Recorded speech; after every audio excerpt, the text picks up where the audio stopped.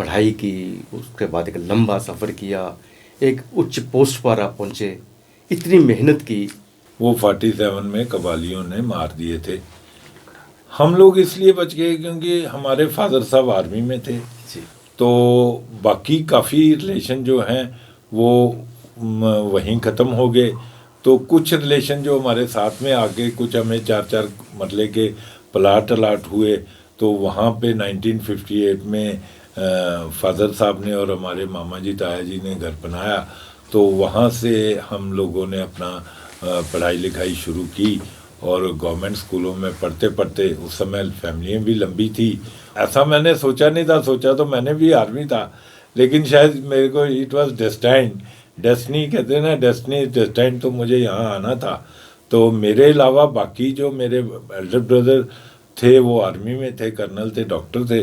Tax collector होना तो मेरा एक प्रोफेशन था, वो तो मेरा एक रोजी रोटी का साधन था, मेरी सर्विस थी, वो तो मैंने करना ही था। शुरू हुआ इसमें हमारे एक खास मित्र हैं डॉक्टर युद्धवीर गुप्ता।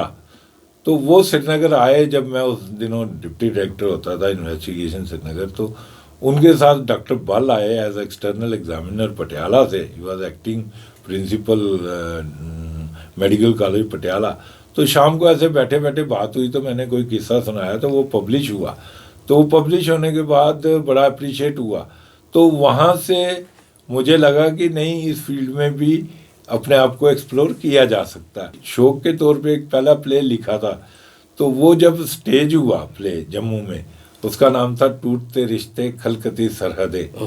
मेरा तो एक ही मानना है कि अगर नीयत अच्छी हो, नीयत को अच्छा रखो, अपनी प्लानिंग अपने ऑब्जेक्टिव के लिए पूरी करो और उसको एक फोकस तरीके से परस्यू करो। समाज को, फिर आपको समाज को सुधारना या समाज के लिए कार्य करना आपकी जिम्मेदारी ही नहीं, मैं तो समझता हूँ आज की मजबूरी है। क्योंकि हम सबका ये मानना है कि समाज अच्छा रहेगा तो हम अच्छे रहेंगे। नमस्कार, प्रोग्राम एक मुलाकात में एक बार फिर आपका स्वागत है और मैं हूं हर्षपाल गुप्ता। आज हम आपकी मुलाकात करवा रहे हैं retired income tax commissioner S K. Sharma ji से। एस.के. शर्मा जी, उनके बारे में हम बहुत सी जानकारी लेंगे, उनके जीवन के बारे में जानना चाहेंगे, उनकी सर्विस के बारे में जानना चाहेंगे और फ्यूचर उनके बारे में, भविष्य उनका क्या है, उनकी सोच आगे क्या है, उसके बारे में उनसे हम जानकारी लेंगे। शर्मा साहब, आपका बहुत बहुत स्वागत है स्टूडियो में। थैंक यू गुप्ता जी, धन्यवाद। शर्मा साहब, आपने बहुत लंबा एक सफ़र किया है। सबसे शुरुआत जो आपकी हुई पीओजे के से, फिर आपका परिवार आया और उस वक़्त जिस तरह से वहाँ से लोग आए थे, वहाँ के क्या हालात थे, उन हालातों के बीच में आपने जिस तरह से अपना जीवन गुजारा, पढ़ाई की, उसके बाद एक लंबा सफ़र किया, एक उच्च पोस्ट पर आप पहुँचे, इतनी मेहनत की। मैं कुछ जानना चाहता हूँ आपके उस जीवन काल के बारे में, जिस वक़्त, अगर शायद आपको याद होगा, नहीं होगा तो परिवार ने बताया होगा कि उस वक़्त क्या हालात थे, किस तरह से आप आए, किस तरह से आगे सर्वाइव हुआ सब कुछ। बड़ा अच्छा सवाल किया आदर्श जी आपने। आप तो जानते हैं कि जब 47 में माइग्रेशन हुई तो हमारा जो एरिया था वो पड़ता था डिस्ट्रिक्ट मीरपुर में। और उस समय काफ़ी लोग जो थे हमारे रिलेशन में, वो 47 में कबालियों ने मार दिए थे। हम लोग इसलिए बच गए क्योंकि हमारे फादर साहब आर्मी में थे। तो इंडियन आर्मी में होने की वजह से, आर्मी पहले आ चुकी थी, उस समय वो देवलाली में थे, तो मेरे मदर भी पहले आ चुके थे, तो इसलिए वो बच गए। तो बाकी काफ़ी रिलेशन जो हैं वो वहीं ख़त्म हो गए। तो कुछ रिलेशन जो हमारे साथ में आ गए, कुछ हमें 4-4 मरले के प्लाट अलाट हुए। तो वहाँ पे 1958 में फादर साहब ने और हमारे मामा जी ताया जी ने घर बनाया।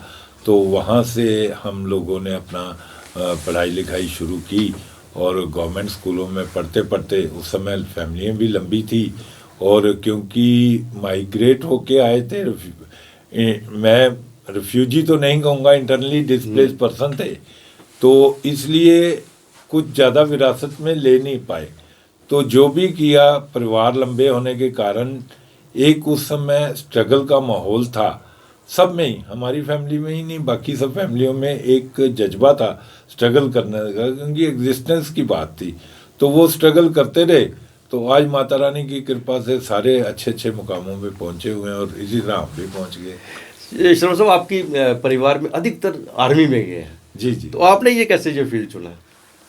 एक्चुअली ना भाग्य की बात है कि ऐसा मैंने सोचा नहीं था। सोचा तो मैंने भी आर्मी था, लेकिन शायद मेरे को इट वाज डेस्टाइन्ड, डेस्टिनी कहते हैं ना, डेस्टिनी इज डेस्टाइन्ड। तो मुझे यहाँ आना था। तो मेरे अलावा बाकी जो मेरे एल्डर ब्रदर थे वो आर्मी में थे, कर्नल थे, डॉक्टर थे, और छोटे ब्रदर भी अभी डीआईजी हैं, बीएसएफ में हैं। तो बाकी हमारे ब्रदर अलावा सारे ज़्यादातर फौज प्रेफर की जाती थी उन दिनों। आज भी जेएनके के इस डोगरा रीजन के आप लोग देखो, अब तो खैर कम हो गया, पर पहले जो ज़्यादा रवायत थी वो ज़्यादा फौज में जाने की थी। और लड़कियों के लिए जो अच्छे पेशे थे वो डॉक्टरी और टीचिंग का जो प्रोफेशन था, इसको ऑप्ट किया जाता था। तो शायद हमारे भाग्य में ये था, टैक्स कलेक्टर बनना, तो बन गए।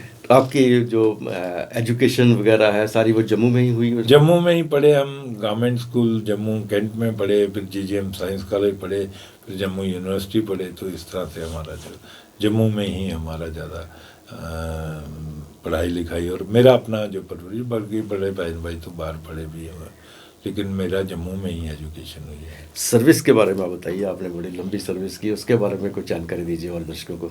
सर्विस में तो मैंने अदर जी कई स्टेटों में सर्व किया है, अलग अलग पदों पे सर्व किया है। ज़्यादातर पोर्शन मैंने जो है वो यूपी में सर्व किया हुआ है, इन डिफरेंट कैपेसिटीज़। उत्तरांचल में किया हुआ है, पंजाब में काफ़ी किया हुआ, और फिर लास्ट में जेएनके में भी काफ़ी समय बिताया है। तो ये 3-4 स्टेटों में मैंने अपने सर्विस के दौरान जो है वो ज़्यादा समय बिताया है, और अलग अलग पदों पे अपनी जो फील्ड ड्यूटी है वो ज़्यादा दी है। सबसे बड़ी बात है, एक जैसे आपने कहा टैक्स कलेक्टर, एक बड़ी इनकम टैक्स का जब नाम किसी का सुनते हैं तो आदमी घबरा जाता है, लगता है बड़ा इसका दिल मजबूत होगा, इसके सामने खड़े होना भी मुश्किल हो जाता है, और लगता है कि बस इसने तो हमसे कुछ ना कुछ लेके ही जाना है, अब टैक्स लेके ही छोड़ेंगे। लेकिन आपके इसने मतलब स्ट्रांग जो दिल की जो बात करते हैं, उसके अंदर एक बहुत ही मासूम सा दिल है, जैसे हम कहते हैं वो एक कवि का, एक लेखक का हृदय आपके अंदर है। क्यों इतना सब होने के बावजूद भी आप में एक लेखक जो है, जो आपने बहुत सी किताबें लिखी हैं, आपने ड्रामाज लिखे हैं, प्ले हुए भी हैं, नेशनल और इंटरनेशनल अवार्ड्स भी उस पर मिले हैं। ये आप इस फील्ड में से सबसे पहले बताइए, आप उस तरफ कैसे चलेंगे, फिर उनके बारे में मैं जानना चाहूँगा। ऐसा है गुप्ता साहब, आपका सवाल बड़ा अच्छा है। देखिए, टैक्स कलेक्टर होना तो मेरा एक प्रोफेशन था, वो तो मेरा एक रोजी रोटी का साधन था, मेरी सर्विस थी, वो तो मैंने करना ही था, वो ड्यूटी तो मैंने निभानी थी, जिसके लिए मैं ड्यूटीफुल भी था। लेकिन उसके अलावा जो मेरा पैशन था, पैशन हमेशा रहा है। पैशन किसी चीज़ के बारे में भी हो इंसान में, वो एक ड्राइविंग फोर्स बन जाता है, वो अपने आप आपको उस तरफ खींच के ले जाता है। तो ये जो पैशन शुरू हुआ, इसमें हमारे एक ख़ास मित्र हैं डॉक्टर युद्धवीर गुप्ता। तो वो श्रीनगर आए जब मैं उस दिनों डिप्टी डायरेक्टर होता था इन्वेस्टिगेशन श्रीनगर, तो उनके साथ डॉक्टर बल आए एज एक्सटर्नल एग्जामिनर पटियाला से। He was acting principal medical college Patiala. तो शाम को ऐसे बैठे बैठे बात हुई, तो मैंने कोई किस्सा सुनाया, तो वो पब्लिश हुआ। तो वो पब्लिश होने के बाद बड़ा अप्रिशिएट हुआ। तो वहाँ से मुझे लगा कि नहीं, इस फील्ड में भी अपने आप को एक्सप्लोर किया जा सकता है। तो वैसे वहाँ से जर्नी शुरू हुई। तो मैंने तो शौक के तौर पे एक पहला प्ले लिखा था। तो वो जब स्टेज हुआ प्ले जम्मू में, उसका नाम था टूटते रिश्ते खलकती सरहदे। तो वो जब स्टेज हुआ तो यहाँ थी एक प्रोफेसर थी, लेडी, अब शी इज़ नो मोर।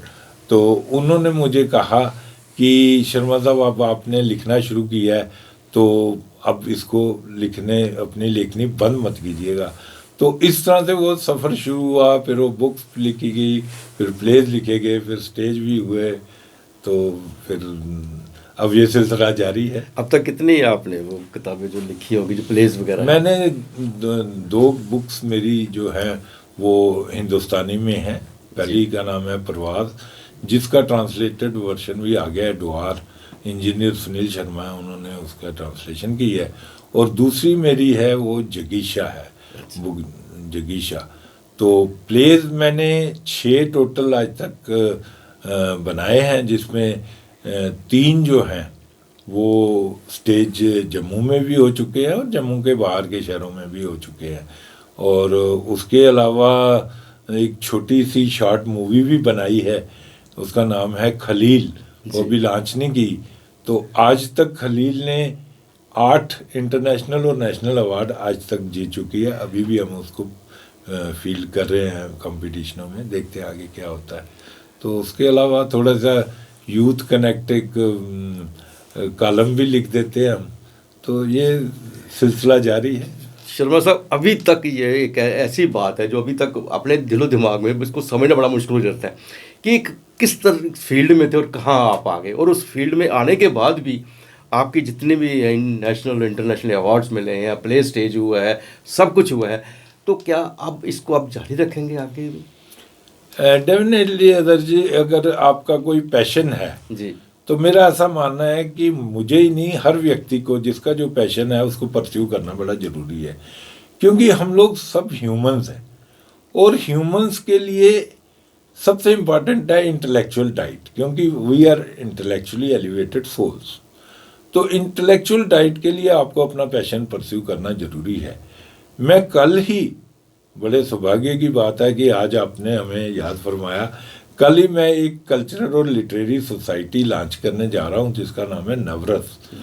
तो उसमें एम ही यही है कि हम जो बर्निंग टॉपिक्स हैं उस पर लिटरेरी व्यूज़ लेंगे, उस पर मंथन करा करेंगे, प्लस कल्चर को, आर्ट एंड कल्चर जो है जो काफ़ी पीछे है, और यहाँ के खास करके जो आर्टिस्ट हैं, तो उसमें प्रयास करेंगे कि किस तरीके से उनको प्रमोट किया जाए। यहाँ के आर्ट एंड कल्चर को अगर मुझे कोई प्लेटफॉर्म मिले, मैं उसको नेशनलाइज ही नहीं इंटरनेशनलाइज करना चाहता हूँ। तो ऐसा एक प्रयास रहेगा। ये बहुत अच्छी बात है, क्योंकि जिस तरह हम देख रहे हैं कि जम्मू कश्मीर के, खासकर जम्मू की हम बात करें, जहाँ पे आर्ट की कमी नहीं है, आर्टिस्टों की कमी नहीं है, कल्चर की कमी नहीं है, लेकिन दुख के साथ कहना पड़ता है कि अभी तक उन्हें प्रमोट नहीं किया जा रहा। आज आके हमारा एक यहाँ पे दूरदर्शन है जम्मू, लेकिन वहाँ भी देखो हालात ये है कि बंद होने कगार पर है, कोई कल्चर प्रोग्राम वहाँ पे नहीं हो रहे। जिस तरह से इनको प्रोत्साहन देना चाहिए वो नहीं है। अगर यहाँ पे कोई फंक्शन भी होता है तो बाहर से आर्टिस्टों को बुलाया जाता है। इस बात का एक बहुत बड़ा एक मलाल सा लगता है कि हमारे जम्मू में इतना सब कुछ होने के बावजूद भी अब बच्चे जो हैं, लड़के जो हैं, वो कोशिश कर रहे हैं, अपनी छोटी छोटी एल्बम्स लाकर सामने ला रहे हैं, उनके ज़रिए दिखा रहे हैं हम, हमारे पास भी कुछ ना कुछ है, कल्चर सब कुछ है, हमारे पास टैलेंट है, लेकिन उसको उभारने वाला नहीं है। आपने बड़ी अच्छी बात कही, और ज़रूर आपको मौका मिलेगा। क्यों? क्योंकि आपने कल से एक नई पारी शुरुआत की है, आपने एक पॉलिटिकल पार्टी ज्वाइन की है, भारतीय जनता पार्टी। तो क्या अब आपने क्या सोच कर ये सब किया है कि अब आपको एक पॉलिटिकल पार्टी में जाना पड़ा और वहाँ भारतीय जनता पार्टी को ज्वाइन किया, उसमें आपकी क्या सोच है?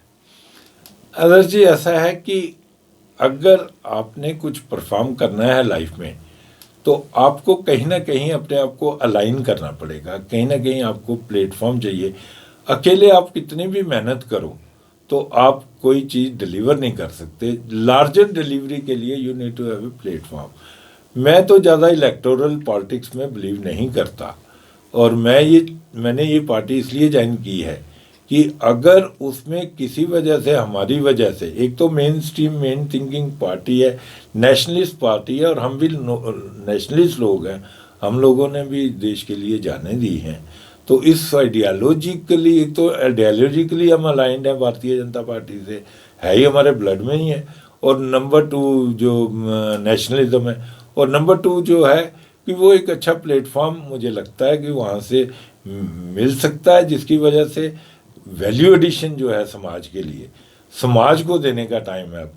वो वैल्यू एडिशन जो है वो करके तो जो समाज के लिए डिलीवरी है वो वहाँ से एक बेटर दी जा सकती है, ऐसा मेरा मानना है। नहीं नहीं, बहुत अच्छा है ये।